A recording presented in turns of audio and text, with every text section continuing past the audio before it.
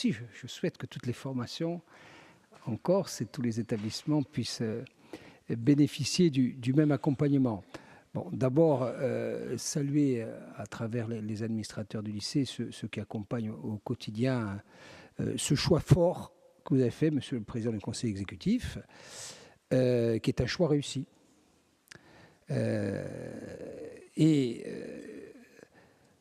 Je conclurai là-dessus, mais l'effort n'est pas vain, parce que la réussite est au rendez-vous, parce que l'excellence est au rendez-vous, parce qu'on y a mis beaucoup d'énergie, relayée évidemment dans l'établissement, mais on y a mis beaucoup d'argent. Vous vous rappelez, 13 millions d'euros, ramenés aux 184 élèves, c'est 6 fois plus que ce que vous mettez sur chaque lycéen de l'académie. Et alors, ah oui, eh oui. On peut faire les ratios si vous voulez, c'est 6 fois plus. 13 millions d'euros, c'est ce que vous consacrez en un an à l'ensemble des lycées, collèges et des EPLE. Là, vous le consacrez au lycée maritime. Mais ceci dit, au bout de ce choix fort, indépendamment des ratios, il y a des résultats qui sont de plusieurs ordres. Parce que lorsqu'on regarde la réussite, on regarde les taux de réussite au diplôme. Mais ce n'est pas ça la réussite. La réussite, c'est est-ce que les élèves s'y sentent bien? La réponse est oui. Est-ce que les équipes pédagogiques s'y sentent bien? La réponse est oui. Et surtout, le seul indicateur qui vaille, vous l'avez souligné alors, c'est le taux d'insertion, mais pas le taux d'insertion dans la vie active. Parce que si on les retrouve aux caisses du Leclerc, on n'a rien gagné.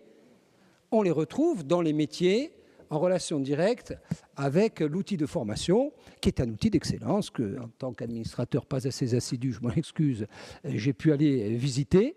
Évidemment, on a des outils de simulation et on a réussi, à la faveur d'un surcoût qui est ce qu'il est, à réussir le pari d'intégrer un lycée dans un site historique avec un environnement de contraintes comme il ne peut pas en exister ailleurs.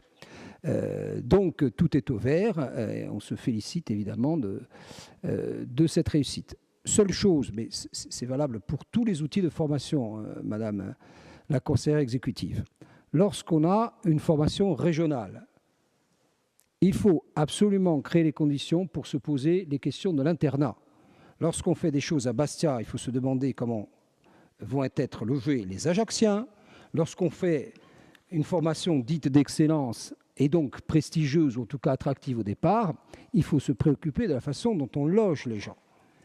Et moi, j'attends avec impatience un plan, maintenant on appelle ça un plan pluriannuel d'investissement des internats, un schéma régional des internats.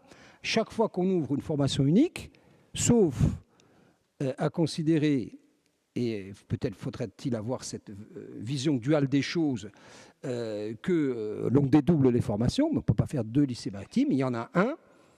Le nombre d'internes que vous avez, qui est d'un tiers des élèves qui occupent le lycée maritime, témoigne de l'attractivité. Seulement, ça vous coûte 300 000 € par an. Au bout de 10 ans, vous faites un internat dans n'importe quel site, moins prestigieux évidemment que celui de la Citadelle. Donc, cette question de l'internat, elle est essentielle. Je sais que vous avez eu beaucoup de projets sur ce sujet.